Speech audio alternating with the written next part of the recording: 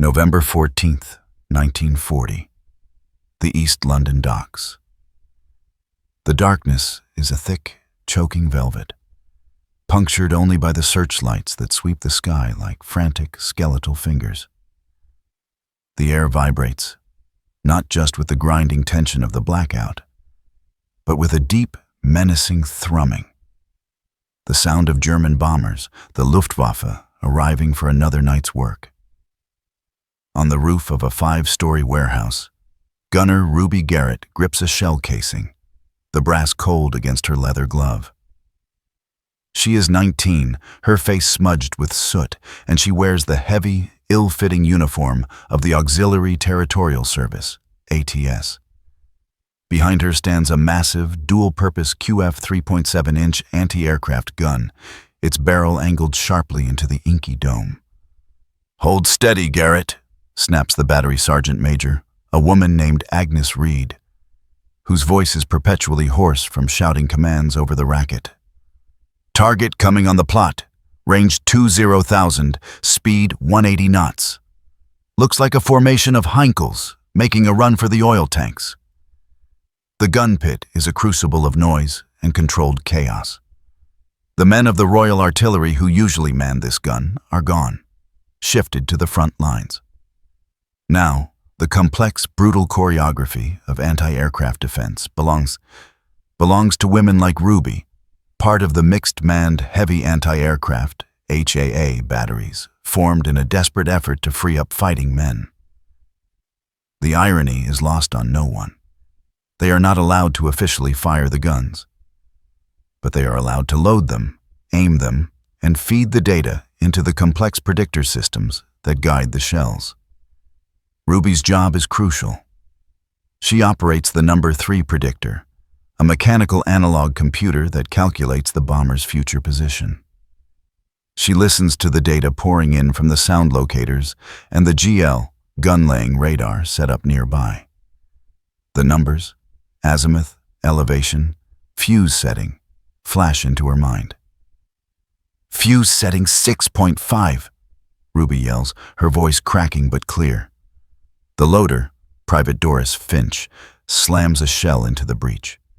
The brass casing is nearly as heavy as a small child, and the work is exhausting. A frantic weightlifting exercise in the dark. "Ready!" Doris shouts back. Agnes Reed looks up at the sky, her eyes fixed on the distant, dull glow of fire already beginning to bloom in the distance. The bombers are close. Too close. "Fire!" A blinding flash, a deafening crump that shakes the warehouse to its foundations.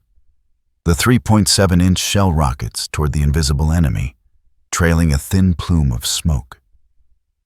For a moment, a tense silence descends, followed by the distant thwack, thwack, thwack of the smaller Bofors guns chattering away down the line. Then, the counterattack. A ripple of explosions as the German planes jettison their payloads. A bomb screams, a demonic whistle cutting through the night. Ruby dives instinctively, pulling her helmet down as the world turns to noise and flying grit. A nearby railway yard erupts in a massive, orange fireball, throwing shadows that dance and writhe on the gun pit walls. The scent of burning coal, cordite, and pulverized stone fills her nostrils. When the dust settles, the gun crew scrambles back up. The guns must be kept firing. The city is depending on them. They were told they were too delicate, too emotional to handle the stress of combat. But standing here amidst the rubble, with the roar of the guns and the certainty of danger, Ruby Garrett and her comrades knew a truth that was undeniable. They were the last line of defense. They were the ones who kept the home fires burning by shooting down the darkness. "Reload! New plot! They're circling back!" Agnes barks, wiping a smear of blood from her temple. The rhythm of loading, predicting, and firing begins again. A mechanical heartbeat against the terror of the London Blitz. Section 2. The Predictor and the Proving Ground. The rhythm demanded absolute precision. Ruby, leaning over the number 3 predictor, felt the machine become an extension of her own nervous system. It was an intimidating piece of kit. A large, enclosed cylinder of gears, cams, and dials, built with the painstaking mathematics necessary to calculate the trajectory of a shell meeting a target moving hundreds of miles an hour, thousands of feet up. The crew's collective nickname for the predictor was the Brain, and Ruby was its dedicated operator. The accuracy of their fire depended on the data she fed in. She was linked by telephone wire to the gun-laying GL Make-2 radar, set some distance away. A cool, monotonous voice in her headset. That of ATS Private Mabel Jenkins, the radar plotter, relayed the coordinates. Range closing, bearing 330, elevation increasing. Ruby translated these signals, rotating the predictor's wheels and levers. A minute error, a millisecond of hesitation, meant a shell wasted and a bomber escaping. The official policy was clear. Women were not permitted to join the Royal Artillery and fire the gun itself. They were, however, responsible for everything that made the gun effective. The distinction was absurdly fine. A legal tightrope walked daily by the command structure. The truth was, the gun pit operated as a single, interdependent unit. Doris Finch, still loading, was running on pure adrenaline. Each 3.7-inch round weighed 28 pounds. After 50 rounds, her arms felt like lead weights. She'd learned the silent language of the shell casing, the clink as it entered the breech, the thud as the breech closed. Tonight, the gun was firing at the rate of nearly 15 rounds per minute, a sustained barrage intended to create an aerial box barrage over the target area. Suddenly, a new sound cut through the roar of their own gun. The staccato cannon fire of a German fighter, likely a Messerschmitt Bf-110 night fighter, sweeping low to silence the anti-aircraft positions. "Take cover!" Agnes screamed. But there was no time. The fighter's tracers, bright red fingers of fire, raked across the ground 50 yards from their position, shattering the glass of the battery observation post. The lights feeding the predictor flickered violently. Ruby instinctively threw her body over the delicate machine, protecting it with her own frame. The official doctrine stated that the women of the ATS were not in a combat role, but the War Office conveniently ignored the proximity of 28-pound high-explosive shells and strafing fighter planes. They were soldiers in all but name. When the fighter passed, leaving a smell of aviation fuel and burnt explosives, Ruby lifted her head. The predictor was intact. "Damage report," Agnes barked, pulling her sidearm, a symbolic gesture against a cannon, but one that spoke volumes about her resolve. "Predictor clear, Sergeant Major," Ruby yelled. She looked up. The sky, momentarily clear, was now being traversed by the unmistakable silver shape of a Dornier du 17, caught in the intersection of two powerful searchlights. It hung there, motionless in the blinding white light. A perfect target. "Range 19,000, fuse 5.9, Ruby shouted, slamming the final setting home. Agnes didn't even wait for the full confirmation. "Fire!" The 3.7-inch gun roared. Instead of the usual distant crump, the explosion was satisfyingly close. A flash of white-hot shrapnel near the bomber's wing, followed by a blossom of dark smoke. The Dornier wobbled, its bomb bay doors opening prematurely, releasing a stick of bombs harmlessly into the River Thames below. The plane banked sharply, wounded, and began to lose altitude towards the east. A ragged cheer went up in the pit. It wasn't a confirmed kill, not yet. But they had damaged it, disrupted the run, and saved whatever target the bomber was aiming for. It was a victory measured in fractions of a second and ounces of brass. Ruby leaned back against the cooling predictor, her heart hammering. The men had been skeptical. The newspapers had called it a social experiment. But tonight, they had proven, through cordite and steel, that the home front's defenses rested on the steady hands and clear minds of women. Section 3. The politics of the gun pit. The engagement had lasted just over an hour.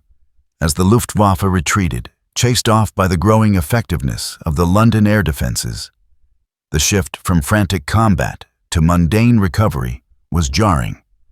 Gunner Ruby Garrett and the other ATS women began the exhausting work of tidying the pit, reloading the magazines, checking the hydraulic buffers, and meticulously cleaning the spent brass casings. The issue of the brass casings was a microcosm of the political battle they fought every day. The heavy anti-aircraft guns fired rounds that used separate shell and cartridge components. The propellant cartridges, once fired, had to be retrieved, counted, and recorded. This wasn't just logistics, it was proof of service. The women of the ATS were categorized as auxiliary personnel, officially forbidden from carrying out combat duties. Yet the Army Council Instruction 1215 that authorized their deployment to the HAA batteries stated they could perform every job except the actual giving of the fire order and the loading of the charge into the breech. This legal tightrope was evident every time a Royal Artillery brigadier or a visiting dignitary showed up. They were part of a mixed battery, but the men, often older veterans or those unfit for overseas duty, held the official ranks of command. The women ran the predictors, the height finders, the sound locators, and the radar. They did the mathematics that ensured the shell met the plane. But the final shout of fire belonged to Sergeant Major Agnes Reed, who, despite her exceptional competence, was technically under the command of the designated male battery commander, Captain Hugh Beaumont, who spent most of the night managing the overall tactical picture from the command post. One morning, after a particularly punishing raid, Captain Beaumont emerged into the pit to inspect the damage and congratulate the crew. He was a decent man, but bound by regulation. "Garrett," he said, nodding towards the number 3 predictor. "Your fuse settings were exemplary last night. The plotting was flawless. We've got confirmation. That Dornier that limped away crashed near Gravesend. Half kill for this battery." Ruby managed a tired smile. "Thank you, sir. Private Jenkins' radar work was exceptional." Beaumont cleared his throat. "Quite. Now, I understand there was an incident with the breech, Private Finch?" Doris Finch, still wiping soot off her face, stood straighter. "A slight jam, sir. Just after the 3rd salvo. But I cleared it right away. Used the rammer." Beaumont raised an eyebrow. "You rammed the shell, Private? That's technically an artilleryman's job, you understand. Highly dangerous." "Sir," Doris replied, her voice steady. "The gun was hot, and the Germans were overhead. If I wait for the bombardier to get here from the command post, the timing is lost. We lose the plot." The tension in the pit was palpable. The women were being praised for their effectiveness, while simultaneously being scrutinized for the very actions that made them effective. They were being asked to save London, but politely. Beaumont sighed, knowing the absurdity of the situation. "Just be careful, Private. You're invaluable to the battery. We can't afford to lose a single capable hand, no matter what the paperwork says." He gave a curt nod, a subtle acknowledgement of the truth that transcended the regulations. The ATS women were doing the job of artillery soldiers, risking their lives alongside the men, even if the government refused to grant them the title. As he walked away, Ruby watched him. The war was slowly eroding the old conventions. The Blitz had necessitated their presence, and every night they proved their worth with cordite and courage. The day they were officially allowed to fire the gun felt not like a distant dream, but an inevitable consequence of the fight they were already winning. Section 4. The Silent Oath and the Stolen Moment. The winter of 1941 brought a subtle but profound change. The Blitz, while never truly ending, lost its initial, terrifying intensity as the Luftwaffe was diverted eastward for the invasion of the Soviet Union. This relative lull allowed the mixed HA batteries to become more formalized, yet also more isolated. The men and women of the gun pit formed a tight-knit, fiercely loyal family, bound by shared sleepless nights and the smell of danger. One brutally cold night in February, the gun pit was eerily quiet. A thick, damp fog had rolled in from the Thames, muffling all sound and grounding the enemy planes. Only the muffled, regular beep, beep, beep of the GL radar provided any sign of life. Captain Beaumont had been called away to brigade headquarters. Sergeant Major Agnes Reed was conducting inventory on the shells, her breath pluming white in the chill air. Ruby Garrett was in the predictor hut, running calibration checks on the intricate clockwork mechanisms. Ruby heard the footsteps first, heavy boots scuffing the concrete. It was Bombardier Charlie Hayes, the oldest man in the battery, and the designated sole person allowed to operate the firing lanyard and close the breach. He carried 2 mugs of steaming tea. "Quiet enough to hear the rats talking, eh, Garrett?" he mumbled, handing her a mug. "Thank you, Bombardier." "Too quiet. Makes you jumpy," Ruby admitted, blowing on the hot liquid. Charlie leaned against the cold metal casing of the 3.7-inch gun. He looked tired, his eyes sunk deep into his face.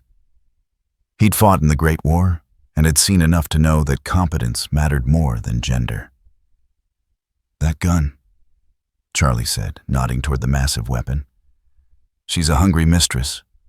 Takes a hell of a lot of work to keep her fed and pointed right." "We do the feeding and the pointing, Charlie," Ruby said pointedly. He took a slow sip of tea. "Aye, you do. And you do it better than most men I've served with. God forgive me for saying it." He paused, his gaze drifting to the breech. "You know how to load the charge?" "Yes, sir. I load practice shells all the time for drills. And I know the ramming procedure if the round sticks," Ruby replied, listing the procedures she was officially forbidden from performing in action. Charlie stepped away from the breech and walked towards the predictor set where Ruby stood. He deliberately turned his back to the gun. "It's wrong, this whole business," he muttered, low enough that the sound wouldn't carry. "You women take the risks. You save our necks. And they won't even give you a proper rank or the right to pull the bloody string." He sighed, placing his hands on the predictor casing. "The breech is open, Garrett. The lanyard is hanging right there. The safety is off. If an alarm goes now, and I'm not here, someone has to see the job through." It was a silent, unsanctioned order. A deliberate lapse of attention designed to break Army Council. Instruction 1215. Charlie was offering her the chance to complete the entire sequence of the anti-aircraft drill, from plotting the target to sending the shell into the sky. It was a transfer of lethal authority, the ultimate act of trust. Ruby looked at his back, then at the thick, braided firing lanyard dangling near the tail of the gun. The temptation was overwhelming. She understood that in the isolation of the mixed battery, the true regulations were those dictated by survival. She knew if she was caught, the consequences for both of them would be severe: court-martial and discharge. But she also knew that if the air raid sirens wailed right now, she would not hesitate. She would run to the gun, grab the lanyard, and fire. She didn't need the official permission. She had the necessary skill and the silent oath of her comrades. "Understood, Bombardier," Ruby said simply, placing her empty mug down. "If anything happens to the predictor, I'll need to grab some tools from the nearby shed. She used the code they all used for "I'll take the risk." The truth of their service was not written in the official documents, but in the shared glance across the cold, deserted gun pit. Section 5. The Test of Fire and the Act of Defiance. The shared secret between Ruby and Charlie hung in the air for weeks. A quiet promise of defiance. The opportunity they had discussed, the moment when regulation would collapse under the weight of necessity, finally arrived in the spring of 1943 during the Baby Blitz. This was a series of sharp, focused raids orchestrated by the Luftwaffe to counter the growing Allied air dominance. April 17, 1943, 02:30 hours. The air raid siren at their East London battery, now designated HAA Battery 434, began its mournful, rising wail. This time the raid felt different. The thrum of the engines was lower, closer. The attacks more coordinated. Ruby was already at the number 3 predictor. Private Mabel Jenkins was relaying panicked coordinates from the GL radar. A wave of fast Focke-Wulf Fu-190 fighter bombers, notorious for their speed and low attack altitude, had broken through the coastal defenses. Their target was the critical railway junction less than a mile from the gun pit. "Range 8,000, bearing 250. Mabel's voice was strained. The close range meant they had seconds, not minutes, to engage. Sergeant Major Agnes Reed was shouting fuse settings to Doris Finch, who was loading with frantic speed. Bombardier Charlie Hayes was at the breach, ready to close it and pull the lanyard. Captain Beaumont was yelling into the field telephone. Then, disaster. A stick of bombs from a high-flying German plane missed the junction but scored a direct hit on the nearby Bofors battery storage shed. The concussion was enormous. Shrapnel whistled through the air, and a large chunk of concrete slammed into the side of the 3.7-inch gun carriage. Charlie Hayes, positioned near the trail of the gun, went down instantly, struck by flying debris. He lay still, his helmet knocked sideways. "Bombardier down!" Agnes screamed, sprinting towards him. A round, a live shell, was already halfway into the breach, ready for the crucial final ramming and closure. The FW-190 was screaming in, the rattle of its machine guns audible over the noise of the defense. If the gun didn't fire, the low-flying bomber would destroy the railway junction and likely the battery itself. Ruby ripped her headset off. Regulation was a meaningless sound now. She vaulted the low retaining wall of the predictor pit and sprinted the 3 yards to the gun breach. She could hear Captain Beaumont roaring, but his voice was swallowed by the approaching fighter bomber. Doris Finch looked up, her eyes wide with fear and recognition. She knew what Ruby was about to do. "Garrett!" Doris yelled, pointing at the unseated shell. Ram it, or it'll cook off." Ruby grabbed the heavy ramming staff. She drove the round home with a powerful thrust, seating it cleanly. Her mind raced. Close the breech, lock the lever, pull the lanyard. She grabbed the breech block operating lever, slamming it shut with a metallic clang. The gun was armed. The German fighter was now visible, a black silhouette against the distant fires, its wing cannons spitting fire.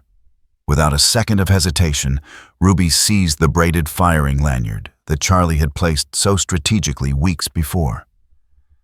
She braced herself against the recoil shield, ignoring the shouts, and pulled. The 3.7-inch anti-aircraft gun roared. The flash was blinding, the sound a physical hammer blow. The shell shot out, a projectile of righteous fury. It was aimed perfectly. The flawless data from the predictor, coupled with the illegal firing, delivered its retribution. The high-explosive shell detonated exactly in the path of the FW-190. It didn't just hit. It vaporized the plane. There was a bright white flash, followed by an enormous black and orange fireball that plummeted to earth, breaking into pieces just short of the railway lines. A stunned silence descended over the pit, broken only by the crackling of the nearby fires. Ruby stood rigid, the lanyard still clutched in her smoking glove. The first and last woman in the history of HA Battery 434 to fire the gun in anger. Captain Beaumont, white-faced, stared at the wreckage, and then at Ruby. He had witnessed a direct, necessary violation of every rule. But the gun was safe, the target was intact, and the enemy was gone. Section 6. The aftermath and the official recognition. The moment of defiance was over, replaced by the crushing weight of immediate reality. Agnes Reed was at Charlie Hayes' side, assessing his injuries, a nasty break to the leg and severe concussion. But he was alive. Captain Beaumont recovered quickly, his military training overriding shock. He strode over to the gun, past the stunned Doris Finch, and looked directly at Ruby. The air hung heavy with the smell of explosive cordite and the smoke from the crashed WWII. The GL radar operators were already confirming the kill, a direct, point-blank hit. "Garrett!" Beaumont's voice was low, strained but devoid of anger. "You are aware you just discharged a high-explosive weapon in direct contravention of Army Council Instruction 1215. Ruby stood at attention, her chest heaving, the adrenaline draining rapidly. "Yes, sir. But the bombardier was down, sir. The round was seated, and the enemy was on the firing run." Beaumont looked at the spot where the German plane had been moments before, and then at the enormous, twisted wreckage visible near the rail tracks. He knew the outcome of a court-martial would ruin both Ruby and Charlie, but he also knew that Ruby's action had saved his battery, his men, and the critical rail lines from certain devastation. He made a choice that night, a military calculation that prioritized victory over bureaucracy.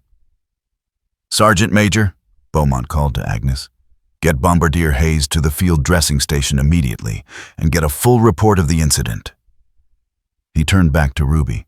"Gunner Garrett, your predictor work was flawless. You maintained the plot and delivered the correct fuse setting." He paused, leaning in closer so only she could hear. "The final closure of the breach and the discharge of the weapon will be officially recorded as being performed by Bombardier Hayes, who was, at the time, temporarily incapacitated, but still in control of the gun's firing mechanism." He gave her a hard look. "Do you understand, Gunner?" Ruby understood perfectly. It was a lie, but a necessary one.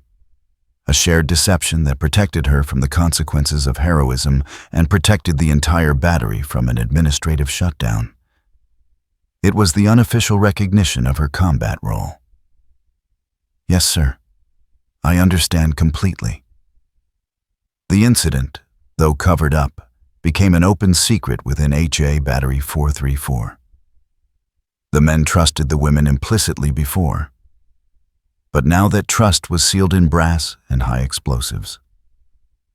The quiet respect granted to the ATS women grew into open reliance. News of the increasing reliance on ATS operators filtered up the chain of command. The practical necessity of their deployment, proven by thousands of hours of flawless operation, finally began to erode the political resistance. Churchill himself, keenly aware of the logistical strain on manpower, pushed for reform. The ultimate recognition came 6 months later, in late 1943.